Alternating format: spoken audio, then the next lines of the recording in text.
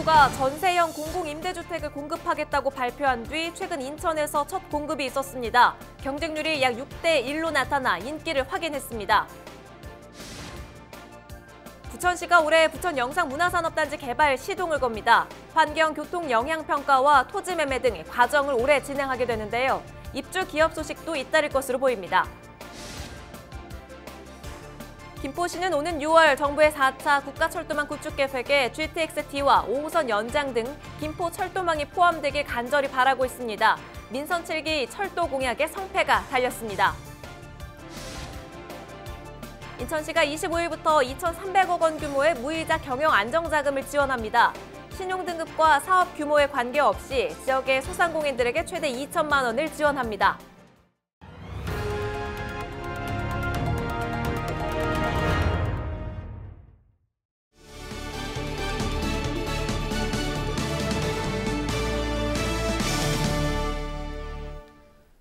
시청자 여러분 안녕하십니까? 뉴스 시작합니다. 지난해 11월 정부는 전세시장 안정을 위해 전세형 공공임대주택을 공급하겠다고 발표했는데요. LH가 지난 18일부터 3일간 접수를 진행한 결과 인천에서 경쟁률이 약 6대 1로 나타났습니다. 인천시도 주거 안정을 위해 오는 2022년까지 공공임대주택 4만 호를 공급할 계획인데요. 취재기자와 자세한 이야기 나눠봅니다. 김진재 기자가 나와 있습니다. 김 기자, 먼저 이 전세형 공공임대주택이라는 거, 그러니까 공공임대주택을 전세로 제공하겠다는 건가요? 네, 말씀하신 의미도 맞는데요. 일단 전세형 공공임대주택은 LH가 주택을 매입한 뒤에 무주택자에게 좀 더 저렴한 가격으로 임대를 하는 그런 방식이고요. 네. 보증금 비중을 최대 80%까지 높여서 월 임대료 부담을 최소화한, 그러니까 말씀하신 대로 좀 전세형이라고 좀 볼 수 있는 그런 공공임대주택인 거죠. 네. 특히 이번 모집에서는 기존 공공임대주택과 달리 입주 자격을 완화해서 소득이나 자산에 상관없이 무주택 세대면은 누구나 지원할 수 있도록 했고요. 다만 소득 수준에 따라서 당첨 우선순위라던가 아니면 월 임대료의 비율이 조금 달라지긴 합니다. 한번 입주하면 4년 동안 거주할 수 있고 또 이후에 예비 입주자가 없는 경우 2년을 더 거주할 수 있습니다. 네, 일단 시세보다 저렴한 가격도 마음에 들고 또 자격도 완화가 됐고 장점들이 분명히 있어요. 근데 경쟁률에서 실제로 인기가 지금 나타난 건가요? 네, 지금 인천 같은 경우에 아까 처음에 말씀하신 대로 약 6대 1의 경쟁률이 나타났는데 일단은 공급부터 보면은 이 부평구와 계양구 등 5개 구에서 모두 261세대를 모집을 했고요. 여기에 1,597명이 몰려서 평균 경쟁률이 약 6대 1이었습니다. 인천에 공급된 집들을 살펴보니까 또 지역과 크기에 따라 편차는 있지만 전용 면적 59제곱미터 집을 봤을 때 보증금이 약 1억 원이고 월 임대료가 약 10만 원 정도 수준이었습니다. 네. 특히 부평구의 경우에는 이제 지어진 지 얼마 안 된 도시형 생활주택이라고 하죠. 이런 주택들이 주를 이뤘습니다. 그렇군요. 교통 여건이나 입지적인 부분도 잘 살펴봐야겠지만 가격적인 부분에서는 실제로 시세보다 저렴한 금액인 건가요? 네, 저도 이런 부분 때문에 부동산에 찾아가서 물어봤는데 부동산에서 어떤 이야기를 했는지 직접 들어보시죠. 지금 전세금이 막 올라가는 거에 대비하면 그래도 저렴한 것 같아요. 지금 시장에 나와 있는 물건보다는 못해도 환산을 한다 그래도 한 2, 3천 원 싼 거예요. 네, 지금 얘기한 거는 일단 정부의 공급량이고 네. 인천도 별도 공급 계획을 확대한다는 얘기가 있지 않았어요? 얼마나 네, 지금 계획할 계획이 있죠? 일단은 기존에는 2만 호를 공급한다는 거였는데 지금 이게 4만 호로 약 4만 호 정도로 확대를 한 건데 지금 인천시는 신혼부부와 청년, 노인 그리고 1인 가구 등을 위한 맞춤형 공공임대주택을 공급하겠다 이런 계획을 가지고 있습니다. 2018년부터 오는 2022년까지 약 4만 1,000세대 정도를 공급할 계획이고요. 네. 지난해까지 약 2만 3천 세대가 공급이 됐고 올해 같은 경우는 7,547세대를 공급할 예정입니다. 특히 올해 공급되는 주택의 약 35%인 2,705세대는 기존 주택을 매입하거나 임차하는 그런 방식이 아니라 새로 건설하는 그런 방식이고요.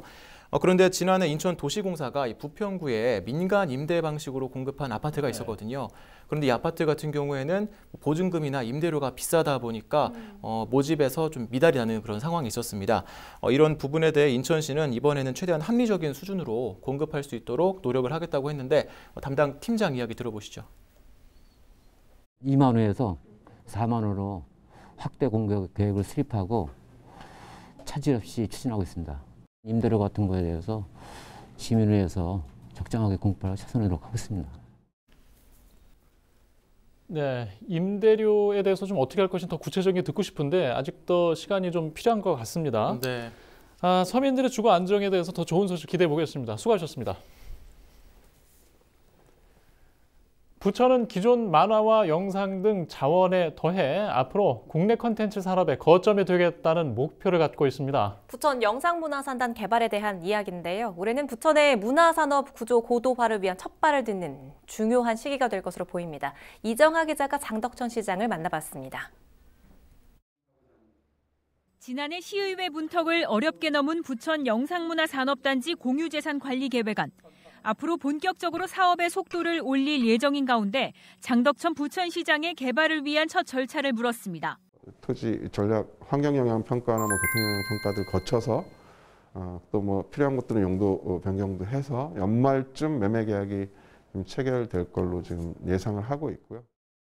장덕천 시장은 행정 절차 준비와 동시에 산단에 실제로 입주하게 될 기업들에 대한 논의도 진행하고 있다고 전합니다. 기업 입주 공간도 뭐 수백 개 기업이 들어올 수 있도록 만들어 놓으니까 거기에도 좋은 기업들이 들어올 수 있는 그런 유인들을 이게 준공되기 전에도 미리미리 그런 사업들을 좀 할 계획을 가지고 사업자들하고 만나서 얘기도 나눴거든요. 앞으로 상당히 세계적인 산업단지가 될 가능성도 있습니다.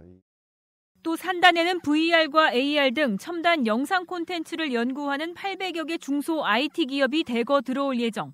실제로 지난해 말에는 국내 유명 콘텐츠 생산 기업이 입주를 확정지었습니다. 실감형 콘텐츠를 중심으로 한 콘텐츠 산업 분야의 성장 속도가 매우 빠른데요. 그중에서도 뭐 그런 분야의 세계적인 지적 재산권을 갖고 있는 기업, 국내 1위 생산업체 연구소가 여기 들어오기로 됐고요. 기업들과 함께 콘텐츠 전문 인력을 양성하는 등 새로운 형태의 일자리를 만드는 게 부천시의 또 다른 목표입니다. 인력을 좀 양성해달라 이런 요구도 있었습니다. 저희가 바라는 게 그런 거거든요. 부천에서 인력이 양성되고 젊은 층에 좋은 일자리가 만들어지고 앞으로 그런 기업들이 성장해서 실감형 콘텐츠 분야의 기업들이 좀 여러 개 출연했으면 하는 마음을 가지고 그러니까 이런 콘텐츠 산업의 생태계 전반을 지금 다루고 있습니다.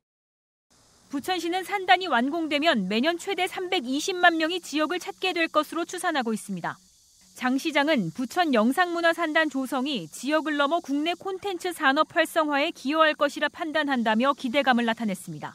그런 업계의 관심이 또 꽤 높습니다. 그래서 제가 볼 때는 뭐 성공 가능성이 상당하다고 보고요. 앞으로 부천시 경제 또 나가선 대한민국 콘텐츠 산업에 큰 역할을 할 거라고 생각하고 있습니다. 헬로티비 뉴스 이정합니다.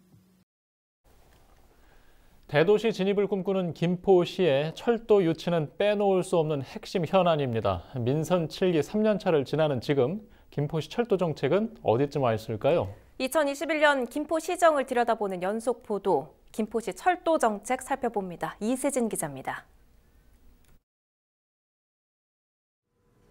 근본 열차 사고로 시민 여러분께 불평과 불안을 끼쳐드린 점 거듭 사과드립니다. 개통 1년 만에 골드라인은 또 한 번 안전 논란에 휩싸였습니다. 운행 도중 열차가 잇따라 멈춘 겁니다. 김포시는 시민들에게 또 한 번 고개를 숙였습니다. 사고 대응 체계도 재정비했습니다. 그러나 개통 때부터 도마 위에 오른 인력 부족 문제는 여전한 숙제. 김포시는 골드라인을 직접 운영하는 방안을 검토하고 있습니다. 그 차량 떨림 현상에 대한 원인 분석과 개선에 대한 용역. 또 한 가지는 골드라인 주식회사 측과 노동조합 김포시가 합의를 해서 골드라인 운영 주식회사의 그 조직 인력 운영과 관련된 관리 방안 용역을 지금 진행하고 있는 것이죠. 그 용역 과정에 어떤 책임성과 공공성을 더 담보하고 확충해내기 위해서 도시철도의 직영화에 대한 광역철도 유치 공약은 시험대에 올랐습니다. 올해 상반기에 확정되는 제4차 국가철도망 구축 계획안에 김포를 지나는 광역철도안이 담기느냐가 관건입니다. 가장 큰 관심을 받고 있는 건 수도권 광역급행철도 GTX입니다. 김포를 기점으로 두는 노선에는 시민 10만 명이 서명했습니다. 새 국면은 맞았지만 여전히 난항 속에 있는 서울 지하철 5호선 유치도 풀어야 할 과제입니다. 서울시가 하고 있는 2호선, 5호선 통합 차량 기지에 대한 용역이 마무리되지 못하고 있고 PC값도 낮게 산출이 됐고 또 인천시 등 하구의 지자체 간의 노선 조율도 되지 않고 있는 상황이지만은 그래도 가장 PC값을 많이 갖고 있는 서울 지하철 5호선이 김포로 연장하기 위한 당위성에 대한 것들을 충분히 좀 설명하고 있고요. GTX-D는 정부가 발표한 계획 내에 다 포함되어 있기 때문에 아마도 개통 이후에도 안전 논란에서 벗어나지 못한 도시철도부터 새로운 광역철도에 대한 기대까지 민선 7기 3년차 김포시의 철도 공약은 전진과 후퇴의 갈림길에 서 있습니다. 헬로티비 뉴스 이세진입니다.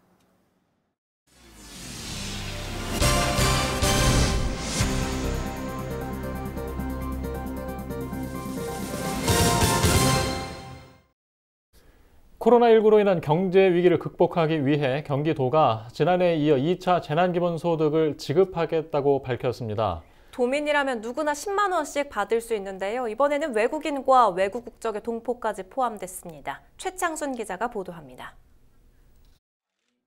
이재명 경기도지사가 2차 경기도 재난기본소득 지급 계획을 밝혔습니다.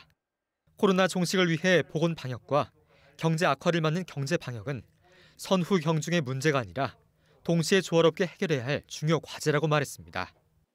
또 코로나로 인한 경제 위기로 일용직 일자리마저 구하지 못해 생활고에 시달리다가 굶어 죽는 참혹한 일들이 벌어진다며 선별 지원 대상에서 배제된 사각지대를 없애기 위한 보편 지급의 필요성을 강조했습니다. 유행이 반복될 때마다 지금까지 그래왔던 것처럼 강도도 더욱 강해지고 더 깊고 더 길어질 것입니다. 그에 따른 경제적 어려움 역시 계속 심화될 수밖에 없습니다. 2차 재난기본소득은 도민 1인당 10만 원의 소멸성 지역 화폐로 지급합니다.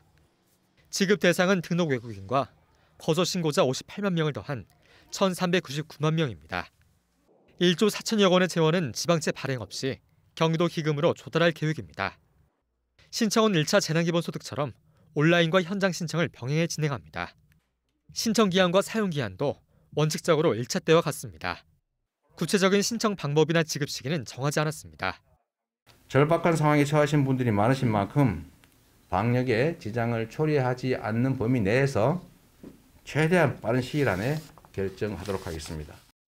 이 지사는 방역 진행 상황을 감안해 빠른 시일 안에 지급 시기를 결정하겠다고 덧붙였습니다. 경기주TV 최창순입니다. 코로나19로 피해를 본 경기도 내 영업장에 대해 재난기본소득이 선별 지급될 전망입니다. 경기도 31개 시군은 자체 예산을 확보해 코로나19로 휴업하거나 수입이 감소한 업종에 대해 재난기본소득을 지급하기로 했습니다. 선별 지급 규모는 지자체 예산 규모에 따라 결정될 예정이며 경기도는 선별 지급 예산의 일부를 도비로 지원할 방침입니다. 이에 따라 코로나19 피해를 본 경기도 내 영업장은 보편 지급되는 1인당 10만 원 외에 추가로 재난기본소득을 지급받게 됐습니다. 인천시가 코로나19로 어려움을 겪는 소상공인들을 위해 25일부터 2,300억 원 규모의 무이자 경영안전자금을 지원합니다. 인천시는 신용등급과 사업 규모에 관계없이 지역 소상공인들에게 최대 2천만 원을 지원하는데요. 1년간 대출이자 전액을 인천시에서 부담합니다. 시는 1년 무이자 이후에도 1.5%의 이자를 지속적으로 지원할 계획인데요. 지원을 희망하는 소상공인은 인천신용보증재단 각 지점을 방문해 신청할 수 있습니다. 인천시가 원도심 주차 문제 해결을 위해 그린 파킹 사업을 올해도 추진합니다. 그린 파킹 사업은 주택의 담장이나 대문을 허물어 주차면을 조성하는 건데요. 조경과 CCTV 등을 지원해 안전과 미관 문제도 해결합니다. 인천에서는 최근 5년간 그린 파킹 사업을 통해 410면의 주차 공간을 조성했는데요. 희망자는 관할 지자체로 신청하면 됩니다.